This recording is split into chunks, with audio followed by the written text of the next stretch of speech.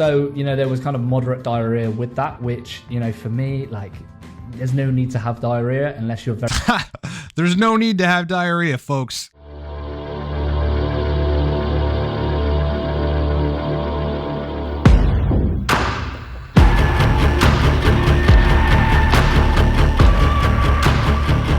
What's up, everybody? It's your boy Ryan, and this is the Thunder Channel on nootropics, on testosterone, and on male performance. Subscribe to the channel if you're into that stuff. Hit the bell to get notified of all future content. Got a code for you guys for our courses. Just dropped yesterday. Code is 40course. That will take 40% off of all of our nootropics courses and the Getting on TRT guide, which just recently launched. Coupon code course40. Do that at livecortex.com. All right, so I wanted to react to this modafinil video because this is a dude that was taking modafinil for a considerable period of time, had good benefits from it, because most people do, and a reduction in fatigue and better brain performance, but also had sleep disruption, dizziness, gastrointestinal issues, and other side effects, which prompted him to stop taking it, right? So I want to kind of get into why this was happening and listen to this dude's experience. Let's react. I'm going to be covering why I stopped taking the famous smart drug and nootropic modafinil, some of the benefits that I found when I was taking it, some of the drawbacks, and ultimately why I stopped taking it, and some of the recommendations I have for people that are considering taking it.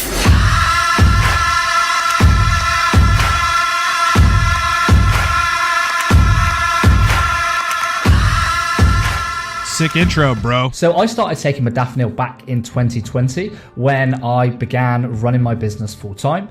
And I took it for a period of around sort of 3 to 6 months. And the main reason was to just increase overall output and productivity. So I think I was taking around 200 milligrams per day in the pill form. So firstly, what is modafinil? Modafinil is a prescriptive drug that is given to people to combat things such as excessive fatigue and sleepiness and drowsiness. Modafinil is very big in places like the military, with startup founders, especially tech founders, also professional athletes and politicians. And all right, so quickly want to address that. Yes, definitely very prominent in the startup community and among entrepreneurs, right? I mean, there aren't many entrepreneurs from Silicon Valley that come to me for consulting that aren't like, hey, I'm either taking Adderall, Vyvanse, or modafinil, right? And a good degree of them are taking modafinil. So it's like Dave Asprey and Tim Ferriss popularized the usage of those drugs, of that drug, in the startup community. So that's true. In the military, I happen to have experience with this, being a 19 Delta, serving in the United States Army, did a tour in Iraq in 2006, 2008 timeframe. And no, modafinil is not prevalent in the United States military, with the possible exception or probable exception of elite forces, special forces, Ranger, potentially Delta Force. I've consulted guys that were Force Recon Marines, which is the equivalent of a 19 Delta Cav Scout, which is what I was in the United States Army. And those guys are taking smart drugs, right? So the higher up you get into clandestine kind of specialties, right, groups, team people, then yes, the use of smart drugs is pretty prevalent there. Big reason as to why kind of people take this is for the reason I mentioned, to combat that sleepiness, to have more energy, to have more focus. For instance, if they're traveling or they're on a tight schedule where they don't get much sleep. And for them, this kind of keeps them going and ensures that they can perform at a higher level. Now, some of the personal benefits that I felt with modafinil was, number one, it really does beat fatigue. So, when I started to feel tired and drowsy, after I take modafinil, like, I never felt that at all. I was able to focus on the task at hand, and it kind of felt like I had tunnel vision when it came to my focus. I was able to just hone in on that one task and get it complete.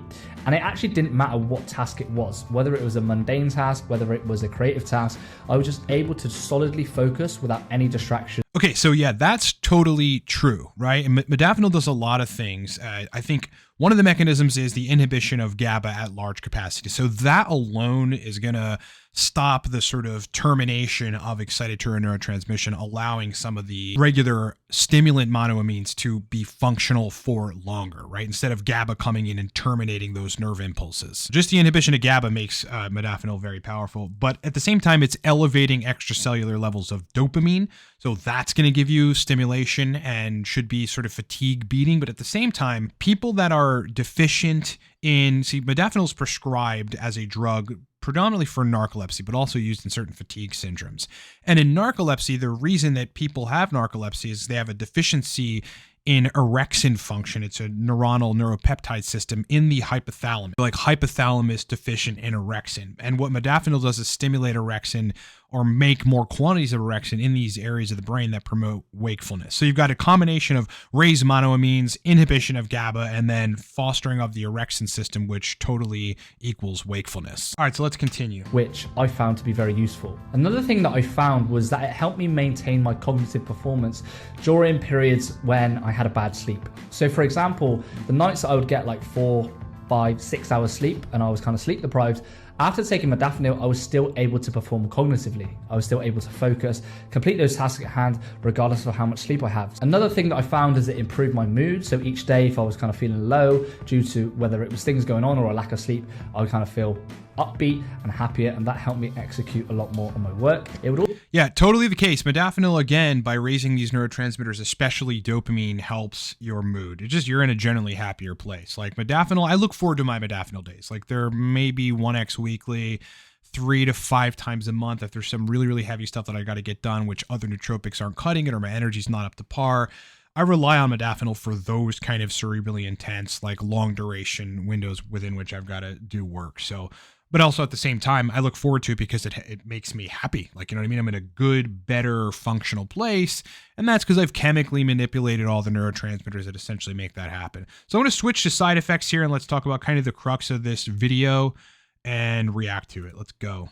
Because there are definitely some negatives and generally side effects, because like every drug, there are some side effects and negatives to it. So one of the first things that I definitely realized was my sleep quality got affected the night that I took it. So even though I took the modafinil before 12 p.m., which is kind of what people recommend, before midday, I would still feel that my sleep at night was impaired a little bit. So I'd wake up in the middle of the night. Falling asleep sometimes was a little bit difficult because I still felt like my brain was on and like I was still ready to focus. I definitely think the biggest one was the fact that I had to keep like opening my eyes in the middle of the night and keep waking up. It was very kind of fragmented sleep, and that was something that I didn't really enjoy, as I felt the impact the next day. Another side effect that I felt was kind of like headaches and dizziness. So especially when the feelings got very intense throughout the course of the afternoon, I definitely felt headaches come on, and like when I stood up, I could feel myself be a little bit lightheaded and a little bit dizzy from kind of the effects that I had. Another one that's not so great as well is I was going to the toilet a lot more than expected. So, you know, there was kind of moderate diarrhea with that, which, you know, for me, like, there's no need to have diarrhea unless you're very... There's no need to have diarrhea, folks. All right, so he said a couple interesting things there. Number one, the sleep disruption. Yeah, I mean, look, if you're hyper facilitating the orexin peptide system, which is turning on wakefulness, like it's literally the opposite of sleepiness. So like that is just a kind of a given side effect. Now I can avoid that, and a lot of people can avoid it by taking it before noon, which he mentioned, but he can't, right? So for those people that you take it around noon or even 11:30 a.m. or something, it still disrupts your sleep. There's two things you can try later on in the day: high dose theanine, and I mean like 500 or so milligrams, so you can bring more GABA in to inhibit and like essentially terminate some of the nerve impulses from the excitatory neurotransmission. Or you can bring things in like picamilin, which is going to give you more bioavailable, brain available GABA, which essentially is going to do the same thing. Or like you can try some of the other usual suspects: chamomile, 5-HTP, maybe even some melatonin. But you know, for those people that can't supplement other nootropics or kind of serotonin GABA modulating compounds to help alleviate the sleep issue, you're probably just going to want to take modafinil before 9 a.m. And if you have to like start changing your schedule, you like the productivity it's giving you, so you're willing to modify your schedule so that you go to sleep a little earlier and you wake up at like 6, then take it at like 6:30, 6:45, right around breakfast or something, and then probably that'll be one way to alleviate your sleep issues with modafinil. He also mentioned gut motility issues or diarrhea. And look, dopamine itself has a strong connection with the gut and specifically motility. Like there's been all kinds of studies where they modulate dopamine either by using dopamine, I forget which receptor, but dopamine receptor antagonist, and that helps gastroparesis, which is a slowing of gut motility. And then in other cases, like fostering the function of dopamine is helping motility. So it's unclear exactly the mechanism for that. I'm sure I could elucidate if I looked into it, but suffice to say, you've got dopamine receptors in the GI tract, and that's probably what's interacting with, you know, this particular situation. Very, very ill, and you should avoid that at all costs. So for me, you know, that was not a good side effect to have, and definitely a negative. Another thing that I found was there was like kind of like this feeling of like nervousness and anxiety. Because you're so focused on the task, like you don't want to talk to anybody else, or you just don't like human interaction. So when like someone would like come up to me in a coffee shop, I just felt very agitated and like very anxious. And that is just definitely not like my personality. I'm a very kind of social extrovert. So it felt weird that I was getting this anxiety for no particular reason. It was really, really weird. All right, so that can be said for a lot of nootropics, but it's certainly the case, right? I mean, if you're firing all these neurotransmitters and you got GABA that's being inhibited, then you really don't have any there's no backup there, right? There's no other control that's going to exert influence on these excitatory neurotransmitters. So you're going to be lacking that cognitive ability to kind of just chill out. Now, this is all dose dependent, right? I mean, we don't know his dose. That's something that if you're going to talk about modafinil, you should always bring in the picture. If I take any more than 100 milligrams, typically, then I kind of get that way a little, I wouldn't call it anxious, but restless perhaps. Like I'm definitely a step above where I need to be.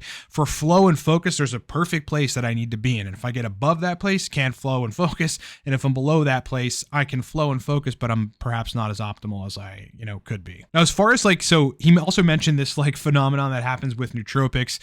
Certain nootropics, if they're taken in too high doses, or if, again, you're inhibiting GABA, which is you're sort of like short with people. Like this happens to me.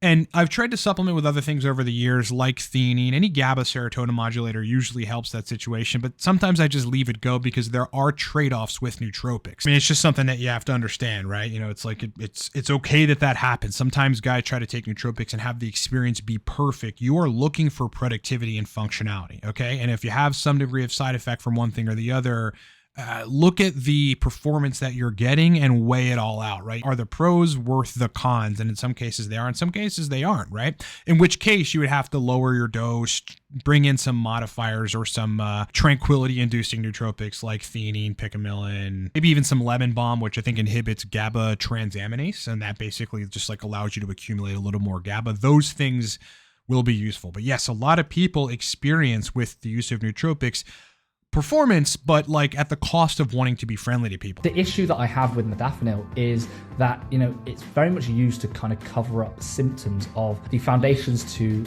a healthy body that you're not looking after. So things such as kind of like sleep, nutrition, hydration, exercise, that kind of stuff. All right, so this is definitely true. Look, I think if you're fully optimized and feeling great and everything else is great, modafinil is a great cherry on top. However, if you're trying to band-aid it with a shitty eating habits, crappy sleep, low testosterone, or some other hormonal or vitamin deficiency that you don't even know about because you're not looking at the labs, and believe me, I know labs are expensive. I'm frequently going to Quest. But yeah, if you're painting over dirt, ultimately that baseline problem that you're having, an energy deficiency or whatever, is going to rear its head at some point otherwise. And if you paint over dirt enough to not notice it, it could get out of control. Like if it's, testosterone levels that are subpar, below 500, then you end up dropping to hypogonadal below 290 or something in total test, but you were taking modafinil and it was speeding up your brain and you didn't really realize that was happening, then you end up with, lackluster libido and crappy erections and all that stuff. So certainly something to keep in mind. Let's continue. Take it as a fix when they haven't really fixed the foundation of the crux of the issue of what was going on. And taking modafinil when you don't have these foundations in place is essentially like turning off the lights in a dirty bedroom, right? It temporarily solves the problem, but when you turn that light back on, the problem still persists. So a big reason why I stopped taking it was because I started to feel that I was much more reliant on it than usual, because I was wanting to chase this high of more focus, and my sleep was being more poor. And for me to feel like I could be productive the next day, I wanted to keep taking it. And with this, I just felt that the side effects kept on going, right? I got more dizziness, I got more diarrhea, I felt that I was more anxious whilst I was on it. And to be honest, it didn't really then kind of improve my outputs at any point because I was having these side effects which were actually impairing my performance. So he makes a great point. Look, if you're not intelligent about bringing in balancers like L-theanine, picamilin, chamomile, passion flower, kava, whatever you're going to use to modulate the GABAergic system and kind of tone some of that, anxiousness or restlessness or even tired or the ability to not fall asleep at nighttime, then yeah, if you haven't figured out how to manipulate balancers as well as your dose of modafinil as well as administration time, then you're going to get to the point where you're just like, yeah, whatever. I mean, you can get to this diminishing return place where you have performance throughout the day, but then you sleep crappy and then you wake up the next day and you're like, well, now I feel like shit, brain doesn't function, so I'll just take more modafinil. At which point, it's going to get you through the day and you're going to function really well, But then again, you're going to run into these sleep issues. That's a cycle that you don't want to go down. I have been down that cycle for maybe a 4 or 5 day period. This was very, very early on in my nootropics, kind of tenure, at which point I recognized I either had to lower the dose or bring in balancers. And for me, it was taking the modafinil very early back then. It was like 7 a.m. or something, also lowering the dose and bringing in some balancers like theanine. So I had to have like a triplet approach to that, which solved the issue. Ultimately with modafinil, look, yes, it's a prescription drug for narcolepsy and fatigue, widely used among entrepreneurs and productive people, just like it would with any kind of discipline or vertical or profession, or it's fostering major brain function via the orexin system, right? It's toning up wakefulness. If you have any degree of fatigue, modafinil is probably going to eliminate it, but at the same time, it's raising the concentrations of all the excitatory monoamines, right? So it's putting you in a place where you've got heightened levels of neurotransmitters and you don't really have that GABAergic control over the rest of those, neuronal firing systems. So you just want to play it smart when dosing modafinil. If you have a script or if you're procuring it otherwise or whatever, you have to understand that like you have these competing neurotransmitter systems, and especially the inhibition of GABA with the wrong dose of modafinil could make it so that you're overstimulated and you don't sleep well and all this kind of stuff. You're still going to be productive, right? But then you're going to have some of these other issues. And that's the major caveat with the usage of it, right? It's not perfect. I think, again, that's why it's prescribed for people that have large scale issues in wakefulness and fatigue, right? Because for them, like maybe they need to get to the bottom of what that is, certainly, but it solves the issue of like brain performance during the day, and then they don't really have sleep problems at night because they're fatigued anyway, right? So when modafinil starts wearing off, their fatigue starts kicking in, whatever's driving it starts happening, and then they just go to sleep and sleep whatever and wake up and take modafinil. So this dude's channel, Oliver Anwar's got 2,021 subscribers or something. So yeah, go subscribe to the guy's channel if you're into his stuff. I haven't really watched any of the rest of his content, but it might be cool. He's talking about modafinil and stuff and likes to help entrepreneurs, so that's always good. As I said before, yeah, look, we just dropped a coupon for all of our courses. So that's Nootropics Ground Zero, Nootropics Masterclass, and Nootropics God Course. This is an opportunity for those of you that are just coming into nootropics or have been in for 2 to 3 years but want to ascend to the highest levels of usage, which is really defined on how you formulate stacks, how you adjust stacks, the ERS, which is the effective rotation schedule, and a whole host of other kind of methodological approaches to using nootropics the right way, which get you good solid brain performance. Anyway, that's really Nootropics God Course territory. If you're new, get Ground Zero. If you're an intermediate area, get Masterclass. And if you're wanting to get on TRT, I wrote a guide that shows you everything you need to know. Coupon code is COURSE40. That will save you literally 40% on all of those courses right now. We just sent this out to our email list, so you guys are the second people to get notified of this. I'm not going to really promote it anywhere else, so have at it. For the Torque stack, Torque is 6 to 8 hours of clean energy. I always have Torque around. I feel like if you don't have Torque around, you're certainly missing out. It's just like the entrepreneur's best friend, the productive person's best friend, anybody that wants to have good, solid energy and brain performance, it's your best friend. Coupon code 15 now. 15 now will save you 15% on your first bottle. Look, if you want to try it, I can at least save you some money. Use the coupon code 15 now, livecortex.com. Cortex stack is our other stack. This has been around for 8 years. Exceptional for verbal fluency, general motivation, and brain energy. You're just going to feel like your brain is working better when you take the Cortex stack. Go get it, livecortex.com. Get a bottle, get 2. And if you need to hire me for consulting, my specialty is nootropics, regimen formulation, kind of getting into your regimen and seeing what needs to be modified or changed or what you should remove. Some guys come to me and they've got 20 supplements that they really don't need to be taking, right? It's about getting very surgical so that you feel and function and perform awesomely. Here's a couple of my specialties. I can also help you with your TRT protocol, host of other things. You can check that out at livecortex.com. And you can book in under a minute. Appreciate you being with me. Much more content to come soon, and I will talk to you on the next one.